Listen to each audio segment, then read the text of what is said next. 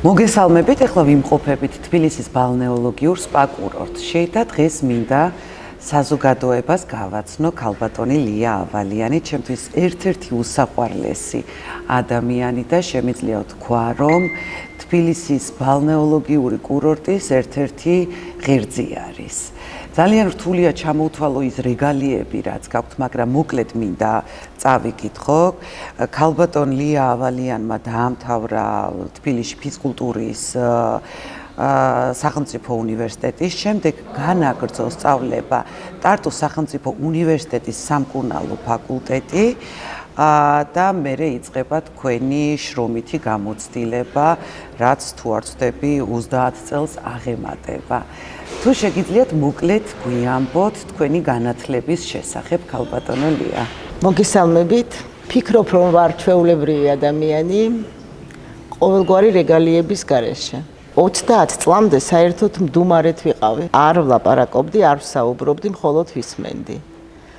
და ყოველთვის მეგონა, რომ მხოლოდ მან უნდა ილაპარაკოს, ვინც რამე გააკეთა ცხოვრებაში და მას შეიძლება უსმინოს ხალხმა. მე ეს შეგრძნება არ მქონდა და სანამ არ დავამთავრე სამედიცინო ინსტიტუტი, ვერ შევიცანი საკუთარი მე. ვინ ვარ, რატომ მოვედი ამ ქვეყნად, რა უნდა გავაკეთო, რა ჯვარი უნდა ვზიდო. და როცა მივხვდი, რატომ შექმნა განგებამ ლია ავალიანი ამ ქვეყანაზე, უფრო მარტივად შევხედე ცხოვრებას და გარემოებებს და მიმაქვს ის საქმე და ვაკეთებ იმ საქმეს, რომლითაც შემიძლია მივეხმარო, დავეხმარო, ტკივილი შევამსუბუქო, დიაგნოსტიკაში შევეჩავერიო, ხარში დაუდგე, არ ვიცი, ყველაფერი რაც შეიძლება ადამიანებზე ზრუნვით გამოხატო, ამიტომ დაიბადა ლია ავალიანი ამ ქვეყანაზე.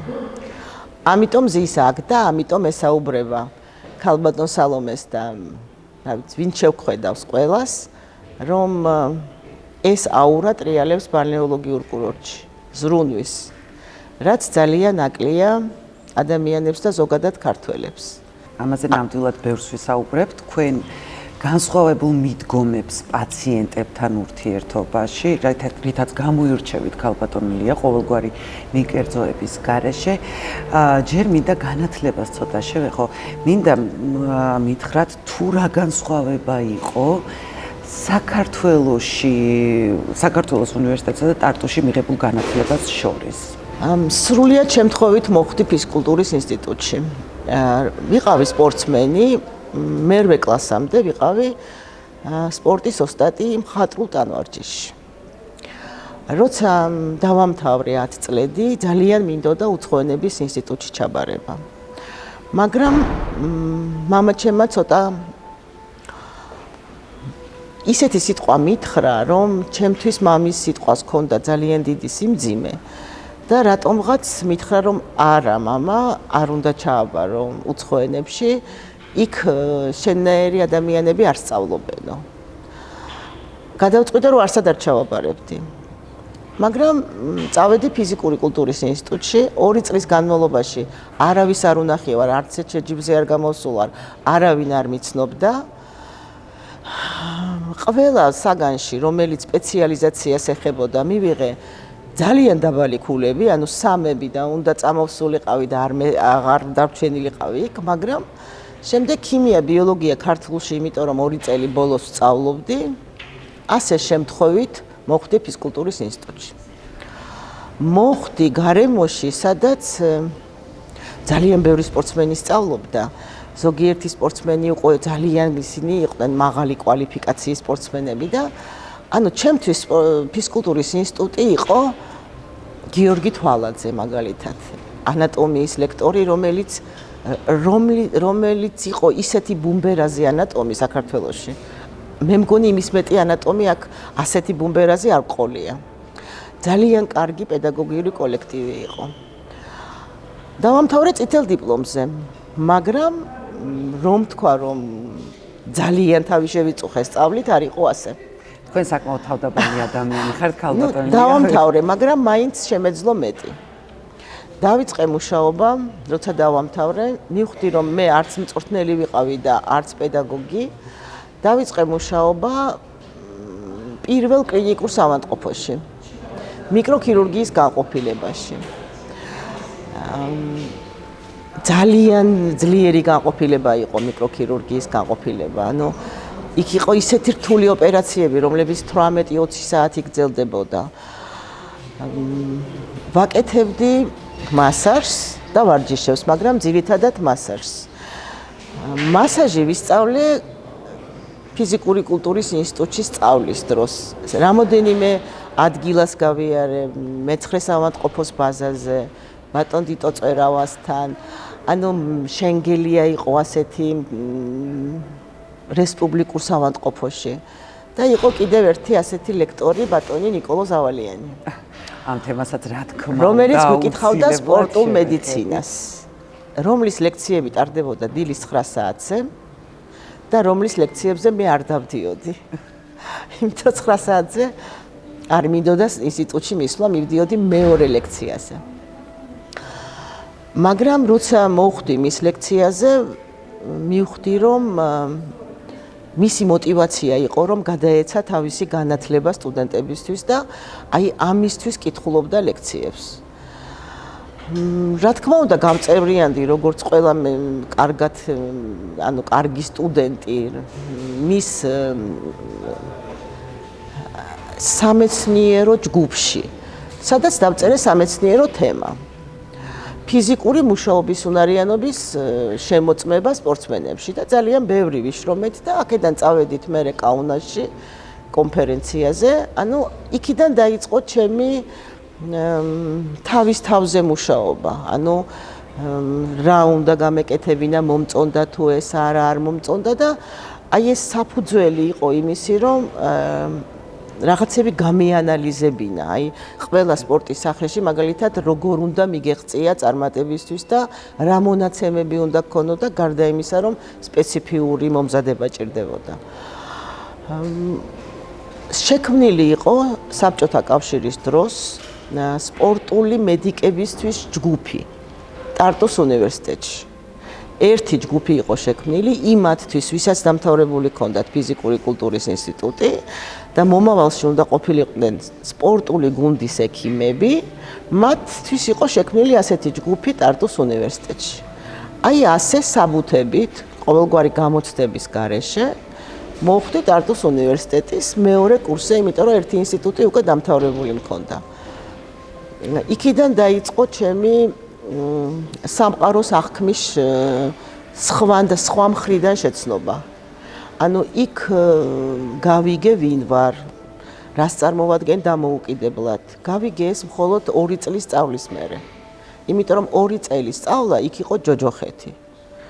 დილის 8 საათზე იწყებოდა ლექციები და მთავრდებოდა საღამოს 8 საათზე. საკმაოდ რთული არის, ამდენი ხანი მე მგონი არსად არ ხდება ამდენი. ქართული ფაკულტეტი დამთავრებული, ქართული სკოლა დამთავრებული, ოჯახში ქართული ყველაფერი და უცბად რუსულ ენაზე იყო ფაკულტეტი და ერთადერთი შველოდა ჩვენის, რომ თვითონ ესტონელები არ იცოდნენ კარგად რუსული. და ამიტომ ძალიან რთული იყო მე-3-4 კურსი, აი ვინც გადალახავდა ამას, ის აუცილებლად შეძლებდა შემდეგ დამთავრებას. ძალიან გამიჭირდა სწავლა. ძალიან რთული იყო სწავლა, მაგრამ რაც რთულია და ეს რთულეები უფრო გაწრთობს. ანუ მარტო დამოუკიდებელი ცხოვრება შევიცანი. იქ აუცილებლად უნდა ვთქვა, სამედიცინო ინსტიტუტის არც ერთი სტუდენტი, რომელიც სწავლობდა, უпростоრად ყველა სტუდენტი, რომელიც იქ სწავლობდა, თან მუშაობდა. თქვენ იქ მუშაობდით? მუშაობდია, ანუ ყველა მუშაობდა, ყველა სამედიცინო ინსტიტუტის სტუდენტი, მაგრამ რახან მე ვიცოდი მასაჟი, მე მუშაობდი თოთო ბავშვთა პოლიკლინიკაში.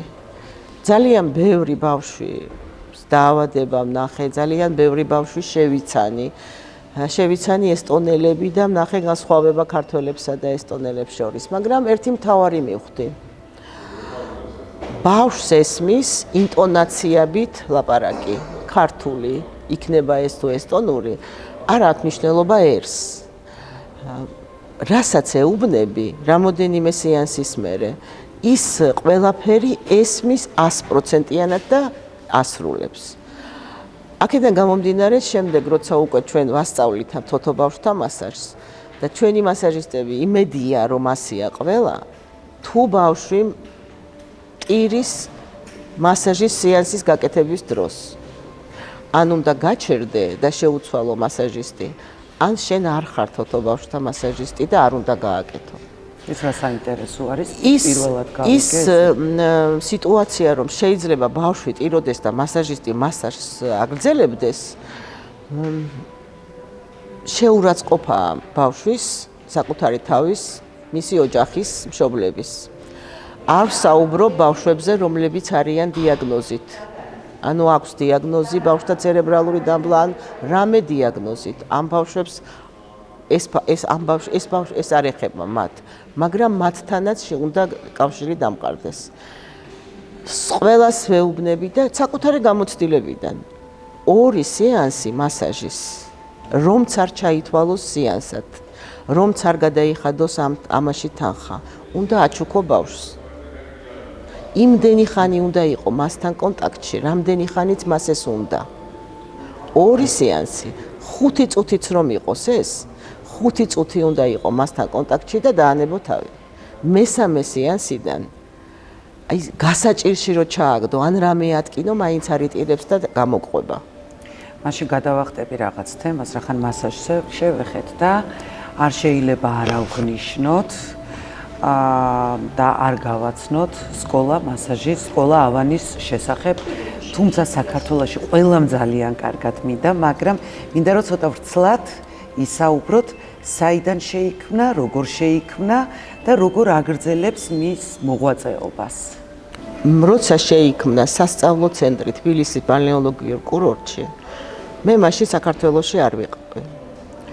შეიქმნა ეს 1999 წლებში. მაშინ ეს ცენტრს ერქვა ნერვტვინი და ის იყო ფილიალი ნოვოკუზნეცკის, რომელიც შექმნა ბატონმა ნიკოლოზ ავალიანმა. 1991 წელს, როცა მე დავბრუნდი საქართველოში, დაიშალა საბჭოთა კავშირი, კონტაქტები გაწყდა და მაშინ ჩვენ ვიფიქრეთ, რომ უნდა ჩამოგვეყალიბებინა ნერვტვინი, უნდა სხვა ფორმით ჩამოგვეყალიბებინა და ეს მოხდა ასე. განათლების სამინისტროს ეგიდით ძალიან დიდი ბატონი ნიკოლოზ ავალიანის შრომით, ძალიან მისი მოღვაწეობის ხარისხით ჩამოყალიბდა ერთწლიანი პროფესიული განათლების სამედიცინო მასაჟის სკოლა ავანი. დამტკიცდა განათლების სამინისტროს მიერ ერთწლიანი პროგრამა, ავტორიზებული ყველა საგნის აკრედიტაციით, ანუ ყველაფრით იმით, რაც სჭირდებოდა იმას, რომ კვალიფიციური მედიკი მასაჟისტები ჩამოგვეყალიბებინა, არა, ბატონ ნიკოლოზ ჩამოეყალიბებინა და გაენათლებინა საქართველოში. იმიტომ რომ მე მაშინ პედაგოგი არ ვიყავი და არ ვიცოდი პედაგოგობა. თუმცა საკმაოდ დიდი განათლება ჰქონდათ ამ მიმართულებით უკვე მიღებული, პრაქტიკულადაც მუშაობდით და თქვენ როდის შეუერთდით, ესე ვთქვათ, როგორც პედაგოგის სკოლა ავანს? მე არ დამიტოვეს სხვა საშუალება. 91 წლებში ძალიან ცუდი სიტუაცია იყო საქართველოში. ბალნეოლოგიური კურორტი სულ ფუნქციონირებდა. ანუ ყველა ცუდ პერიოდშიც ფუნქციონირებდა, მიუხედავად იმისა, რომ შეშის ფეჩი გვედგა და ასეთებოდა ზოგიერთი აუდიტორია. პედაგოგობა შეიძლება სპეციალობა იცოდე. პრაქტიკულადაც იყო განათლებული. უკვე თეორიულადაც ისე იყო განათლებული, რომ შეგეძლოს მეტყველება ამ თემაზე.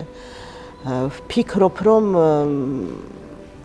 გამოცდილება ერთია და შემდეგ გჭირდება ისეთი პედაგოგი გვერდით, რომელიც მათ რახს გირტყავს. ანუ ერთ სიტყვას არ მპატიობდა არასწორად მისი გადმოსახედიდან ნათქვამს.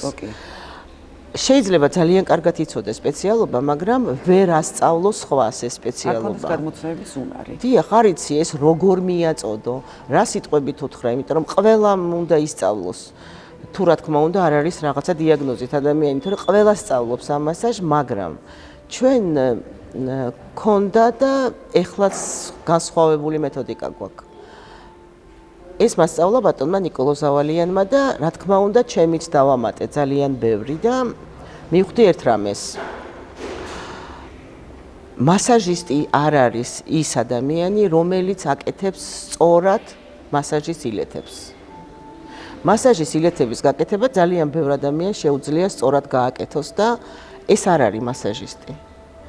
მასაჟისტი არის ის ადამიანი, რომელიც თავისი ხელებით, თავისი აზროვნებით ესაუბრება ადამიანის ქსოვილებს და ისე აკეთებს ამ ილეთს, როგორც ამ მოცემულ შემთხვევაშია საჭირო და არა ისე, როგორც ქალბატონმა ლიამ ასწავლა.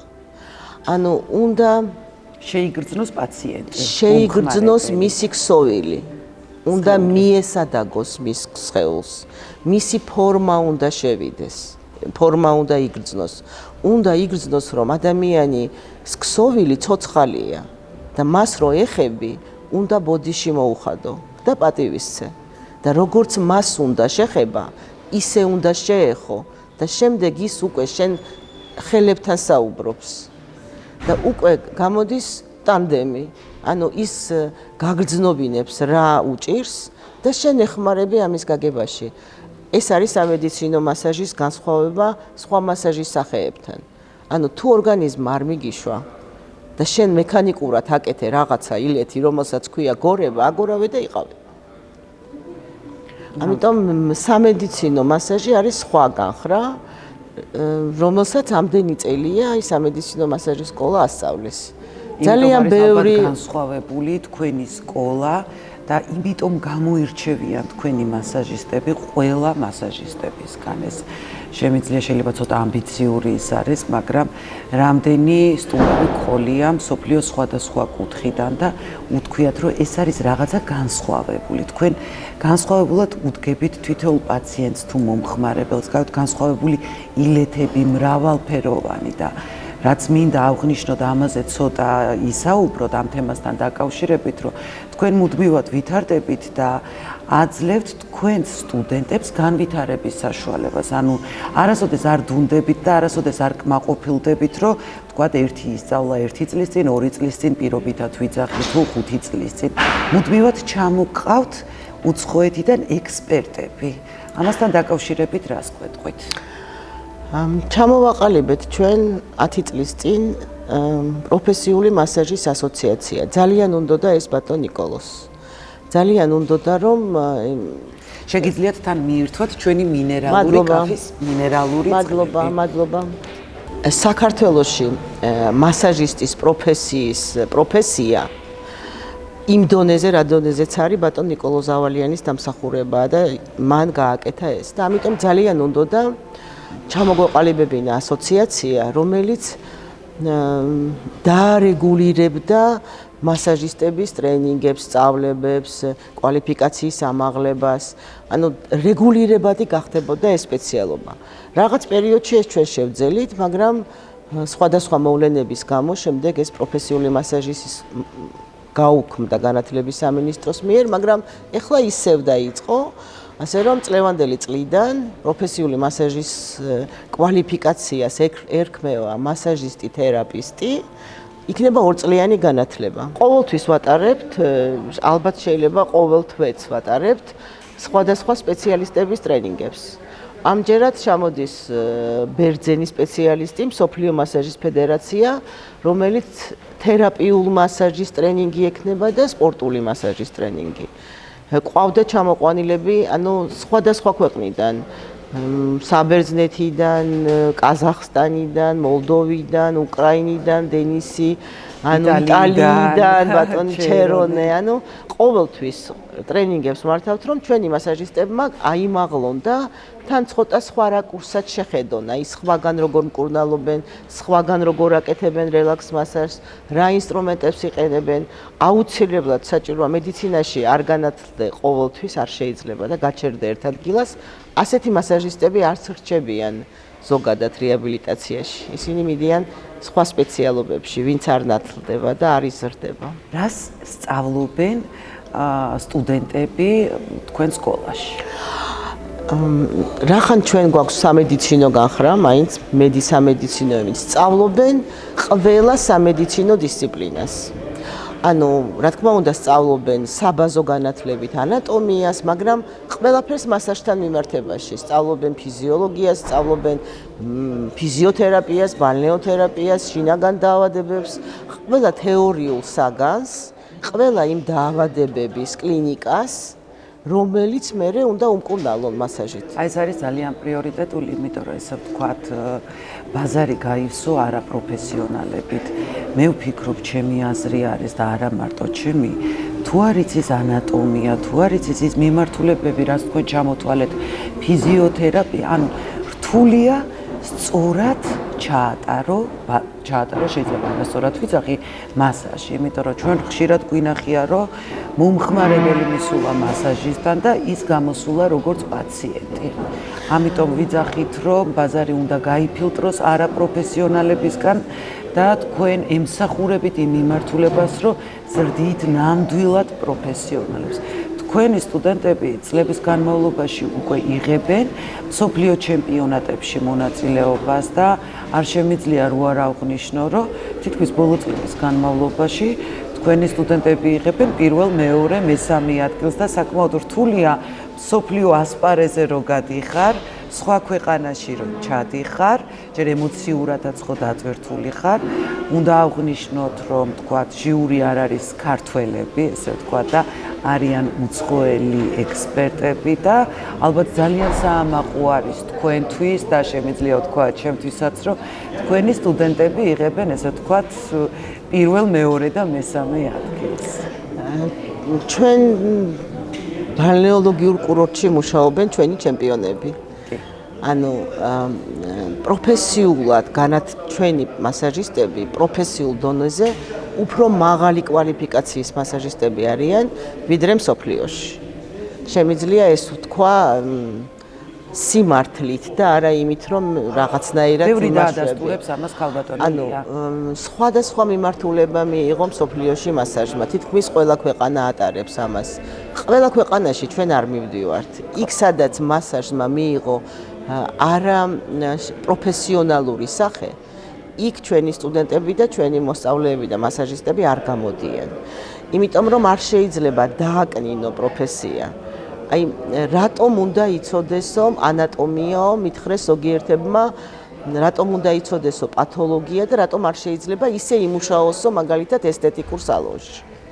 არ შეიძლება რომ იმუშაოს ესთეტიკურ სალონში ადამიანმა, რომელმაც თავისი სხეულის ანატომია არ იცის. პრაქტიკულად ჯანმრთელები კი ვართ, მაგრამ ჩვენ ხომ ნიუანსებში გვტკივა რაღაცა დაზიანებები გვაქვს. შეიძლება მოვიდეს ახსადგენ პროფილაქტიკურ რელაქს მასაჟზე, მაგრამ შენმა ხელებმა მაინც ხომ უნდა გითხრან, რომ რაღაცა ქსოვილში არ არის კარგად, რომ შემდეგ დაეჭვდე. ანუ არ შეიძლება არ მართო ადამიანი, როცა შენთან მოდის მასაჟის გასაკეთებლად, არ აქვს მნიშვნელობა რა მასაჟის. ამიტომ ვთვლი ასე, რომ იყოს მკურნალი მასაჟისტი, ხო ეს არის 100%-იანი, მაგრამ არა მკურნალ მასაჟისტებსაც ეხებათ. არ შეიძლება მარტო მასაჟის ცოდნა. უნდა იცოდე კიდევ სხვადასხვა დისციპლინები, რომლებიც მკურნალობაში დაგეხმარება. უნდა იცოდე მანუალური თერაპია, უნდა იცოდე წერტილოვანი მასაჟი, უნდა იცოდე ტაი იოგა მასაჟი, უნდა იცოდე პლანტარული მასაჟი, უნდა იცოდე ჩვილბავშვთა მასაჟი, უნდა იცოდე მასაჟის სხვადასხვა მეთოდიკები, რომ როცა მკურნალობ, ნიუანსებში ყველა გამოიყენო. იმიტომ გავდივარ შედეგზე.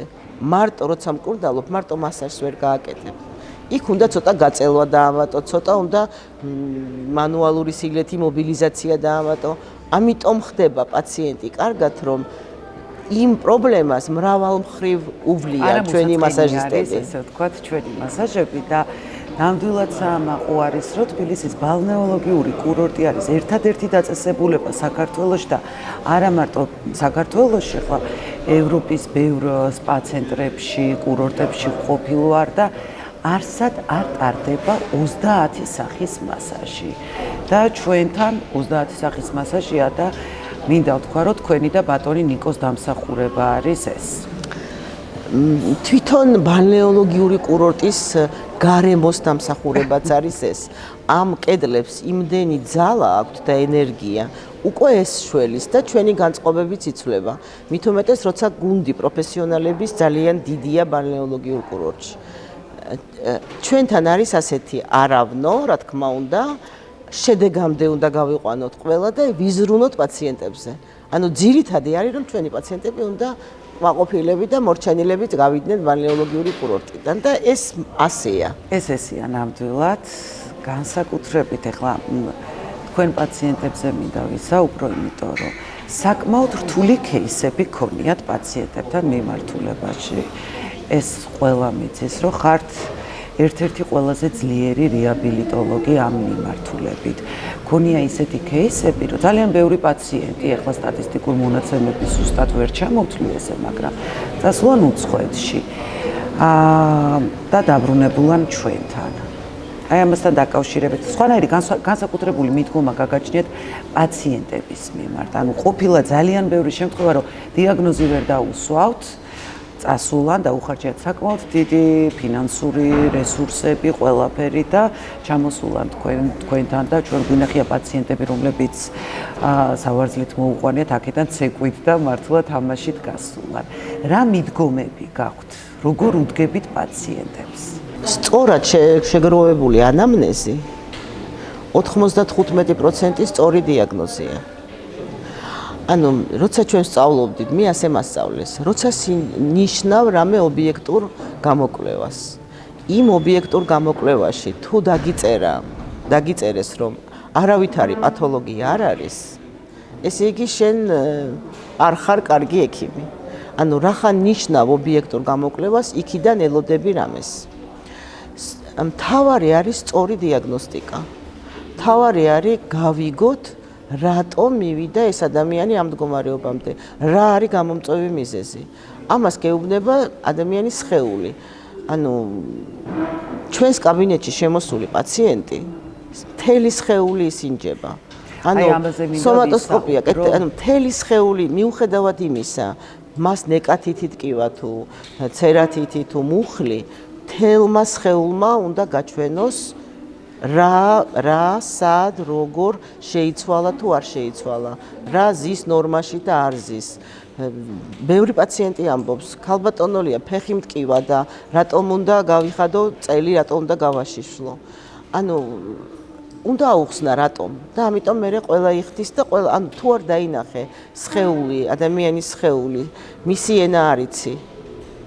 გამომდინარე კიდევ რა მოგიყვა, ობიექტური მონაცემებს შეადარებ ერთმანეთს, სწორ დიაგნოზამდე მიხვალ, მიხვდები რა არის მიზეზი, მიხვდები ეს ორგანიზმი როგორ გამოიყვანო ამ მდგომარეობიდან, რატო ჩავარდა და როგორ გამოიყვანო. ანუ ეს არის ყველა ექიმისთვის მე მგონი, რომ შენთან მოსული პაციენტი უნდა მორჩეს. ქალბატონო ლია, აი ზუსტად ამ თემას მინდა შევეხო, იმიტომ რომ მე როგორც პაციენტის გადმოსახედიდან, მე როგორც რიგითი მომხმარებელი და ხშირად მიდის საუბარი საქართველოში ამ თემაზე, რომ პაციენტი, რომელიც მიდის ექიმთან, შემიძლია ვთქვა 70% მხოლოდ ესე ვთქვათ, გამოკითხავს პაციენტს, გაესაუბრება მისი ჩივილის შესახებ, გაიგებს ინფორმაციას, შეხედავს რენტგენს და არ სინჯავს პაციენტს. თქვენ კაბინეტში შესული პაციენტი და გამოსული, სანამ თქვენ პირობითად დაასვავთ დიაგნოზს, უკვე აღფრთოვანებული არის, უკვე ის გრძნობს, რომ აქედან განკურნებული წავა, იმიტომ რომ როგორც აღნიშნეთ, სრულიად თითოეული სხეულის ნაწილს, თუ ესე შეიძლება ვთქვა, სინჯავთ და ამოწმებთ. უნდა შევამოწმოთ. ანუ როგორ იქცევიან სხვა ექიმები, ზოგჯერ ექიმს როცა ელაპარაკება პაციენტი, მან მაშინვე იცის ზუსტი დიაგნოზი. პაციენტის მიმიკიდან, გამომეტყველებიდან, სიტყვებიდან უკვე მივიდა დიაგნოზამდე და არ ჭირდება მას პაციენტის ასე დათვალიერება. მაგრამ ეს ჭირდება პაციენტს. ანუ პაციენტმა უნდა იგრძნოს, რომ შენ მხოლოდ მასზე ფიქრობ, მასთან ხარ, არსად არ გეჩქარება, არსად არ გაგვიანდება. ძალიან ბევრი პაციენტი გელოდება, მაგრამ მას უთმობ დროს. ანუ ზრუნვა ამთავარი. აი ზრუნავ პაციენტზე და ამ ზრუნვაში ხვდები, რომ ზოგი პაციენტი უნდა ალაპარაკო, რომ გითხრას ყველაფერი. ზოგი პაციენტს უნდა პირიქით გააჩუმო და მიმართულება მისცე. ანუ ზოგს უნდა გახადო, ზოგს უნდა ჩააცვა, ზოგი არ უნდა გააშიშლო. ანუ ჩვენ ხომ ექიმები ვართ და ხომ მაშინვე ხვდებით პაციენტი იწყებს თუ არა ლაპარაკს, რა მიმართულება უნდა მივცეთ მასთან ურთიერთობას. ეს ხომ არ არის მექანიკური პროცესი, შემოვიდა, შეხედე, დასვი და წავიდა. შემოქმედებაა. უნდა იზრუნო, უნდა დაინახო, უნდა დაელაპარაკო, უნდა მიხვდე. რა ჭირდება, რატომ მოვიდა შენთან?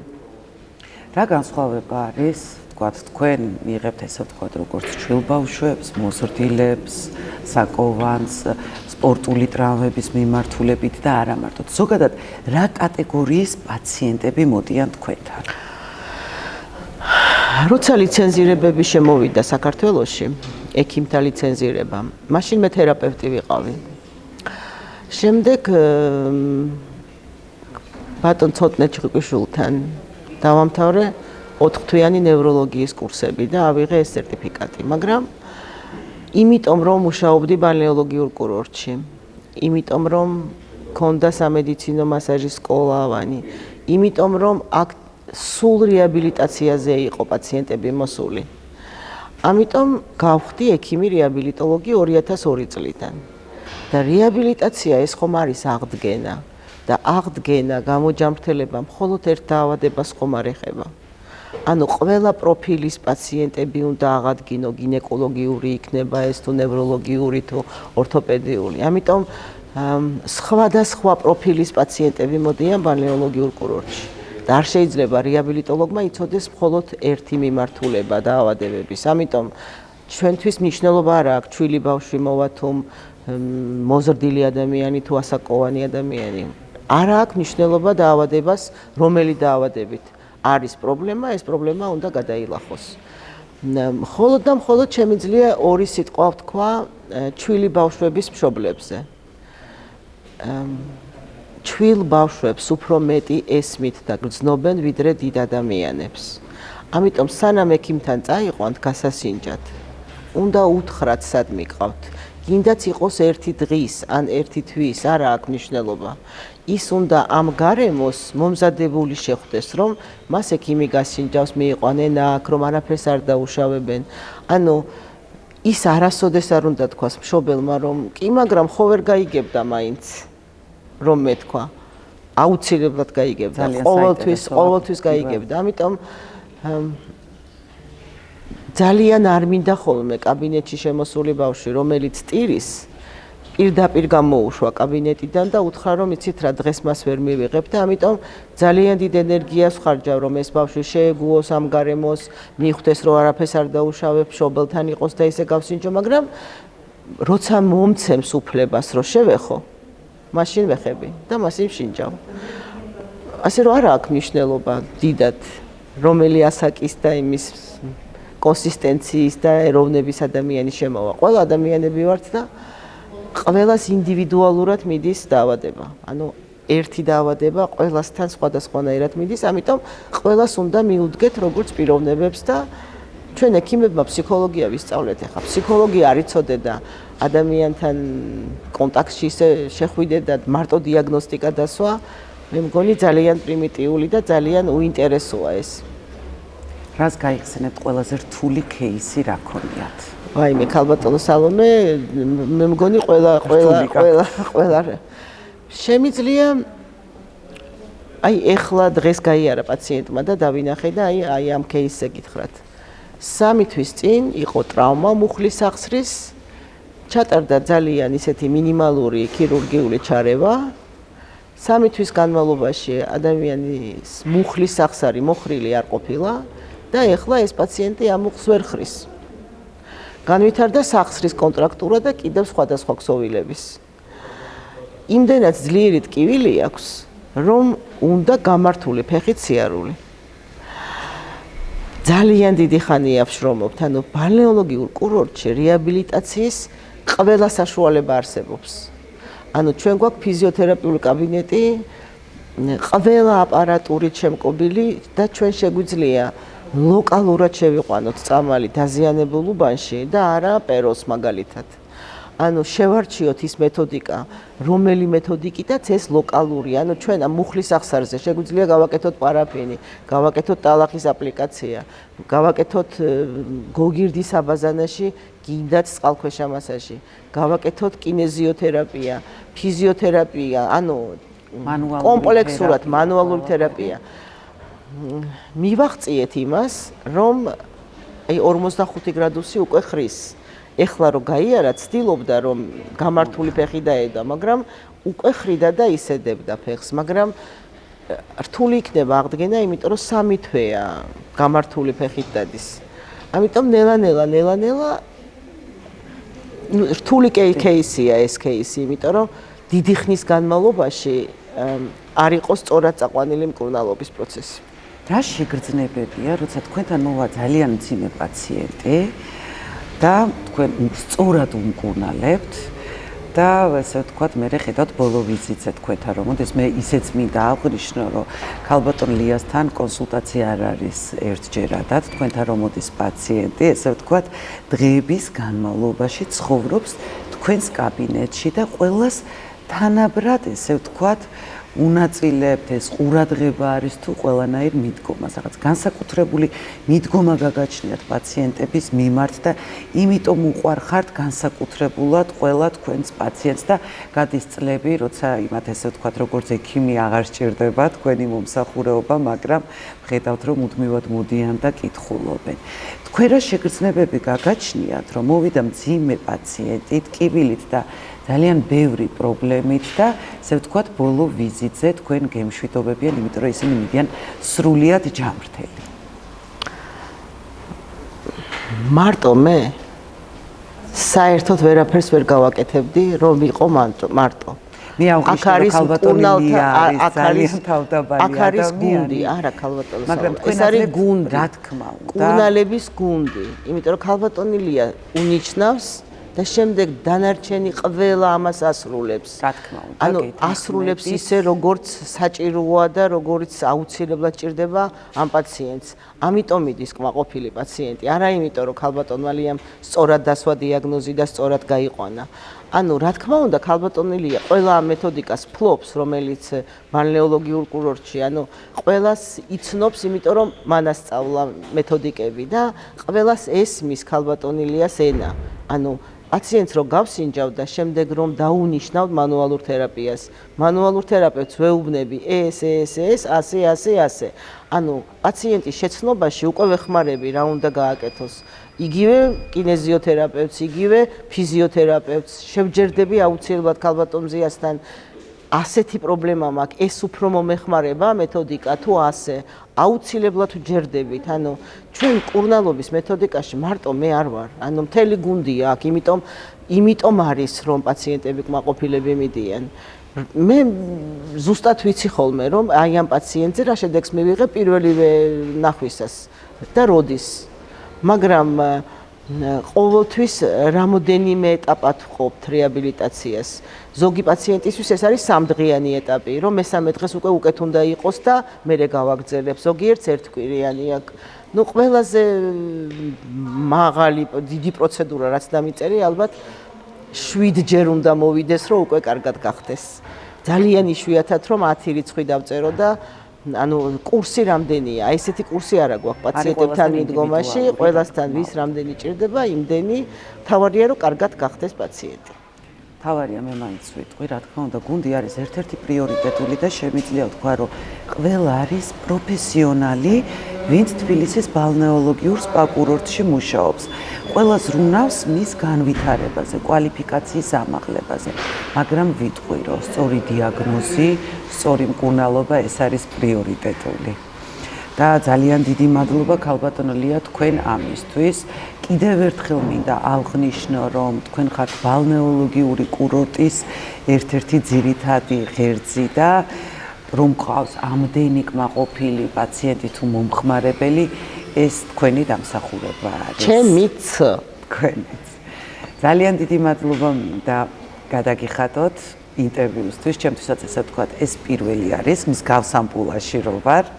ქალბატონ ლიასაც არ უყვარს ინტერვიუები, მაგრამ მე მგონი რაღაცა ინფორმაციას შევძლებთ რომ მივაწოდოთ ჩვენს მომხმარებელს, თუ რას თავაზობთ თბილისის ბალნეოლოგიური კურორტი, თუ რა შესაძლებლობები გაგვაჩნია. დიდი მადლობა ქალბატონ ლია. თქვენ მადლობა. იმედია, უფრო მეტი ადამიანი შეიტყობს ბალნეოლოგიური კურორტის შესახებ. ფიქრობ, რომ ყველა მიცის, მაგრამ უფრო მეტი შეიტყობს და უფრო ბევრი პაციენტი მოვა, იმიტომ რომ ყველა მოსული პაციენტი აქედან კმაყოფილი წავა. გამოჯამრთელებული. მადლობა თქვენ.